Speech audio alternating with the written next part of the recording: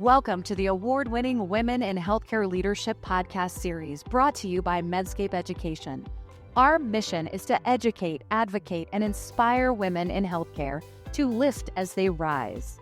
Each episode brings you voices of leaders who are breaking barriers and leading the way in advancing women's health. Join our global community of listeners as we hear from her. Ready to be part of the movement? Let's dive in. Welcome to today's recording of our Hear From Her Women in Healthcare Leadership podcast series. My name is Elcin Barker and I'm the Vice President of Education at Medscape. I am thrilled to have with me today two outstanding panelists. We have Virginia Kaklamani, who is the Professor of Medicine at UT Health and leader of the breast program in San Antonio, Texas. It's a pleasure to have you, Virginia. Thanks so much for having me. The pleasure is all ours. And in addition to Virginia, I'm also very happy to introduce Elcin Barker Ergun, who is the CEO of Menarini Group. And Menarini Group is the largest pharmaceutical company in Italy. So it's really our pleasure to welcome you today, Elcin. Thank you, Leah. Also, big pleasure to join in today. And I'm really excited today because I know you two know each other fairly well, but I'm really excited because I feel that a part of our general big health ecosystem that is really composed of everybody, the healthcare professionals, obviously the patients, the pharmaceutical industry, educational providers such as Medscape, we all have a common shared challenge that we're going to discuss today and discuss strategies and solutions for how to address that. And that challenge is that the healthcare that women receive is not always equitable. There's also certain challenges associated with women who pursue a career in healthcare. And I think that there are some really important considerations there, specifically in oncology.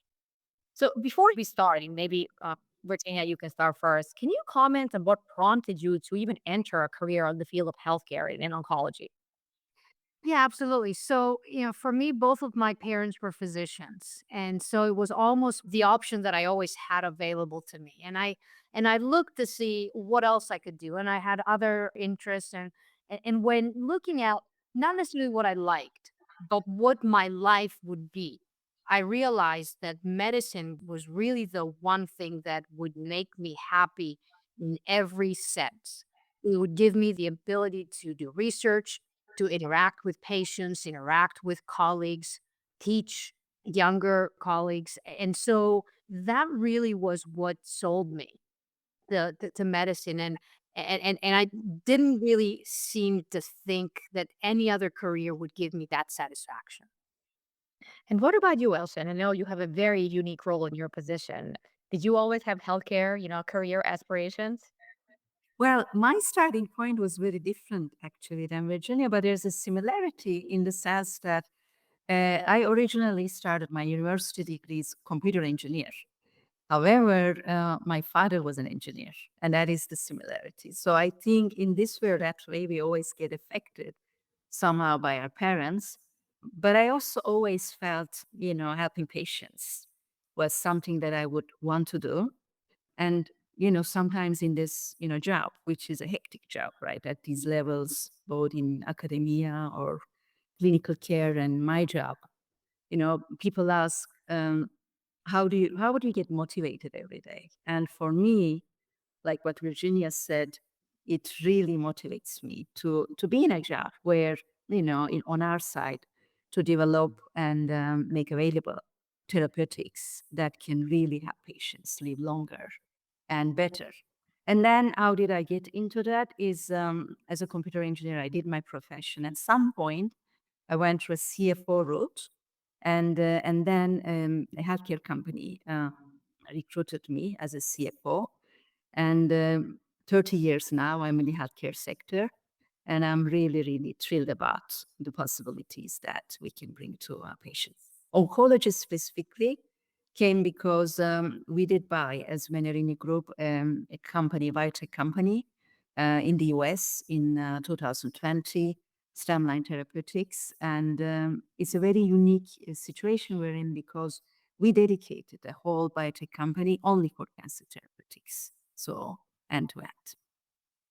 Yeah, and I'm sure you've had some, specific challenges and barriers along the way. And I want to get back to that. But before we address that, I want to go back to what you said, Virginia. You obviously had both parents were in healthcare, and I'm sure you had, an amazing leadership role from your family, but as well as others. But it certainly, in today's practice of clinical oncology, we see an increasing number of women present. But do you still see specific barriers and challenges that women in particular face in the practice of oncology? I do. Both my parents were academics, and my mom would tell me stories from the 1960s where women were not considered to even enter medical school because the thought of the, old white men was, well, they will get pregnant and they will quit and they will take the position of somebody else that could actually go on to practice medicine. And obviously we hear this now and it just seems so foreign because there's more female medical students than male medical students in the US. But there are barriers still.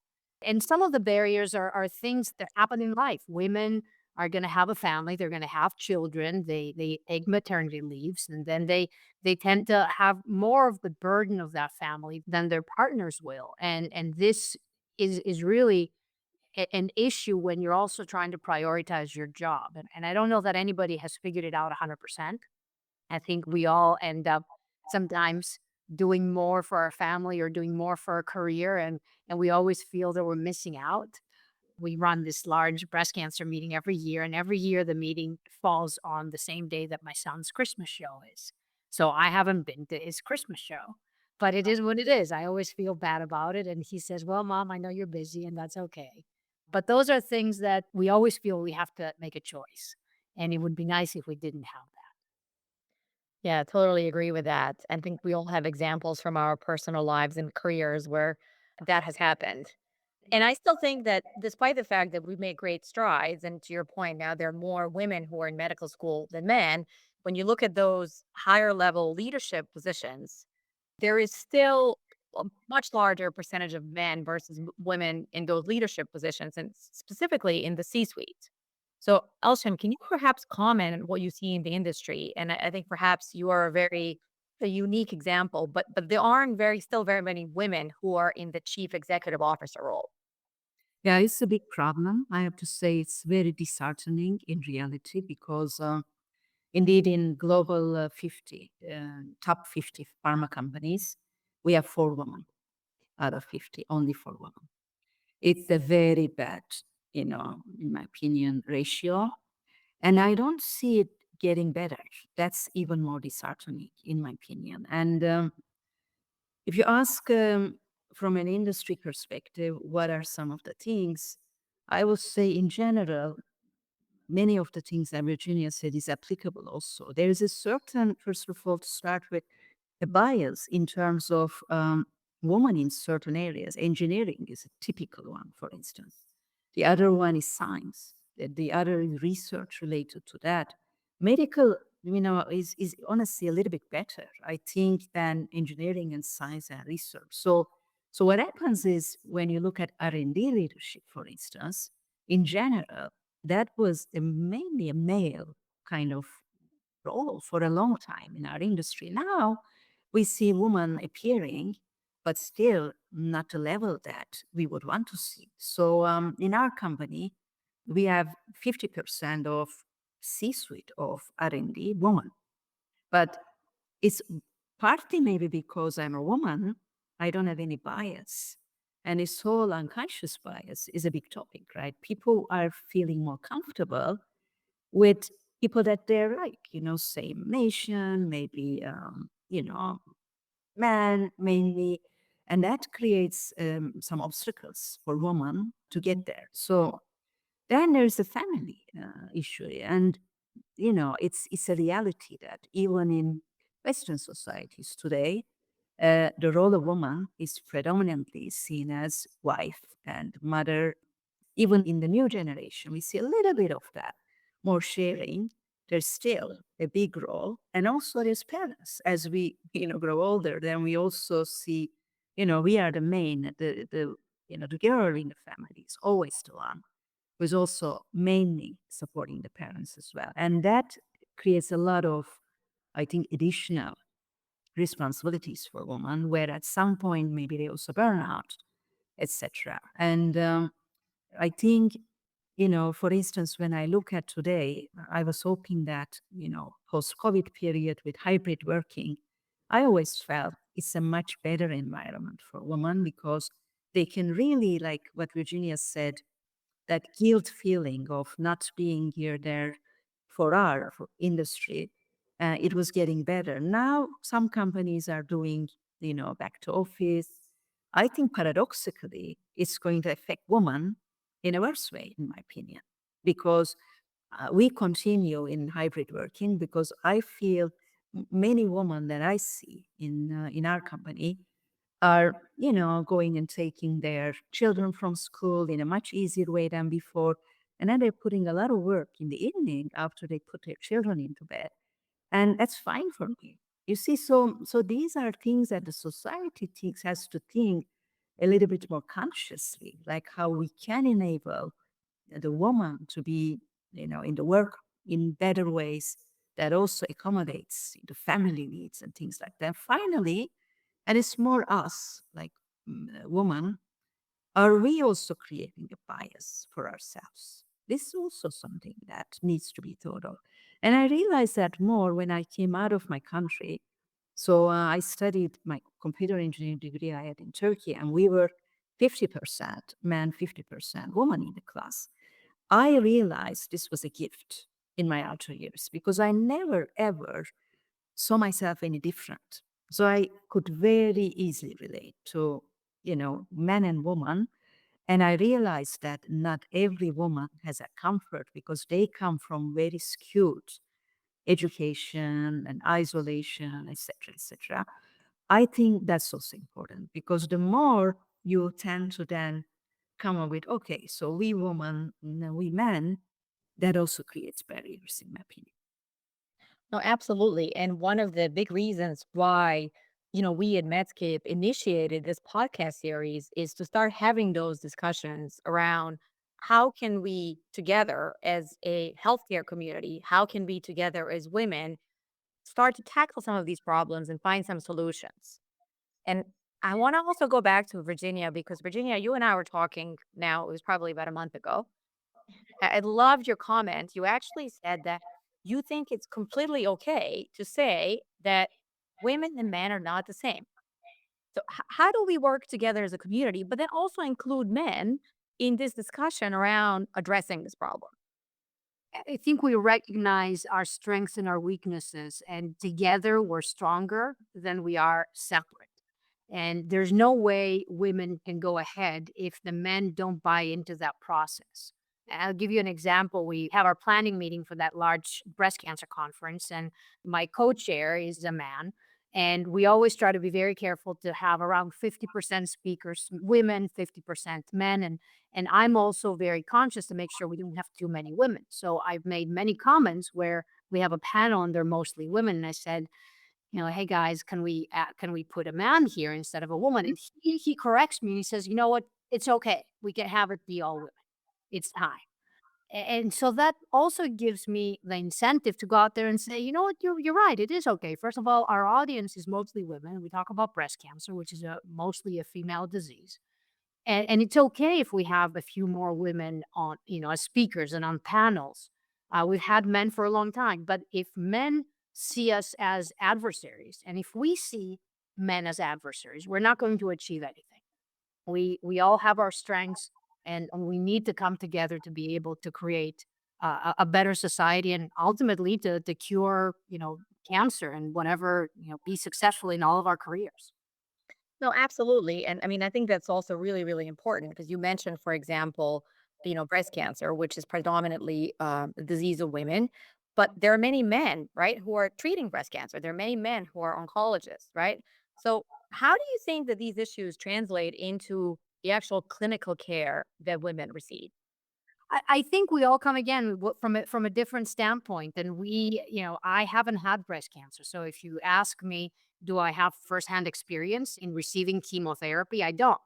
But obviously have first-hand experience in being a woman that a man may not have, but they will have other strengths because they can talk to women in a way that they could be more relatable in many other aspects. And I know that many of our male counterparts are sought out by women more than we are for certain other reasons. So again, I think that by coming together, by recognizing our differences, but also recognizing how we can move forward, we can do so much more. And I welcome, everybody. This is inclusive. This is not exclusive. And also, 1% of breast cancers is male breast cancer. And men that have breast cancer feel left behind. They feel not talked about. They feel that every time we talk to them as physicians, we say, well, we don't have any studies. And they say, well, why don't you? And why am I left out? And why doesn't anybody care about me? Yeah. No, 100%. And I think that goes back to what you were saying about, ensuring that there's a common ground and a common understanding. I also think that, there's some additional perhaps challenges because as Elshin also said, women are traditionally the ones who are keeping the families together. They're very often the caregiver for maybe not just their children, but their other loved ones, parents, sisters, grandparents, whatever that may be. So there's this perception almost that women are not allowed to be sick, you know? So what do you think about preventative care? And especially when it comes to oncology? I think preventative care is extremely important. I believe that the way to cure cancer is by preventing it, not by trying to cure it when it's metastatic and when it's mutated in so many forms that we're just playing catch up. And I see this all the time where even a patient will come in and I'll say, well, you're a few months behind on your mammogram. And they'll say, well, my husband was in the hospital because he was sick, and my mom's in hospice and I need to take care of her. And honestly, I haven't had a chance to go and get my mammogram. And this is somebody that already had breast cancer that knows very well how important mammograms are. And what I learned early on, and I don't know that I abide by it, but I try to, is that if we don't take care of ourselves, we can't take care of anybody else. And this is what I tell our patients, that you need to be healthy first to be able to provide to the people that need you. But we also have to recognize that there's certain groups, and that's where healthcare disparities come in. They don't have the ability to travel 5 miles and have their mammograms or have their colonoscopies or whatever they need to have. And we need to make it easy for these people. And how do we do this as society when we expect them to work from 8 to 5, but the mammography unit is open from 8 to 5? And it's not open on weekends, and we need to have them pick up their kids from school at 3 when they're supposed to work until 5. And so these are all things, and Elsie mentioned that very eloquently. Our society needs to adjust to our everyday life. And our society keeps telling us work more, work more, work more, without recognizing the fact that there are other things outside of work that we need to do to stay healthy, to obviously be happy, but also to help take care of the people around us. No, 100%. And I think that that remains a big hurdle and a challenge. And there are specific issues that obviously still affect men, but there are also many issues that affect women there. So, Elshin, I also want to give you a chance to mention some of the things we discussed because continuing with the theme of cancer care and inclusion of women, what do you think about, clinical trials, inclusion of women in clinical trials, and how do we, as someone who is leading a company really focused on improving the lives of patients with cancer and developing new therapies, how do we overcome and tackle some of these challenges and hurdles that women face specifically? Yeah, it's an important problem, and there's not a straightforward answer for that. We also, as global companies, not only within the US, but we also try to, for instance, open sites in Asia, because, as you know, some of these cancers are also different in terms of both incidences as well as in terms of prevalence and how people may be affected from those perspective and side effect perspectives, etc.